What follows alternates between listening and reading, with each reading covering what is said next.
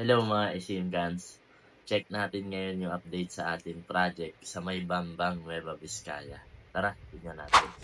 So ayan, ongoing yung ating pagdagdag ng CHP para sa ating roofing bago tayo mag-proceed sa ating process.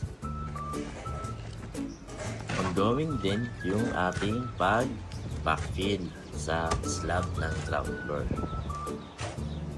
Kailangan nasa tamang sukat at dagdag yung pag-aasintada natin para sa ating roofing. At nasa tama din dapat yung pagdagdag ng ating lupa para naman sa ating flooring sa ground floor bago ito mabuhusan. Ang project pala natin dito ay retrofitting at extension ng existing na bahay. Ito ay bungalow type lang dito sa Bambang, Nueva Vizcaya.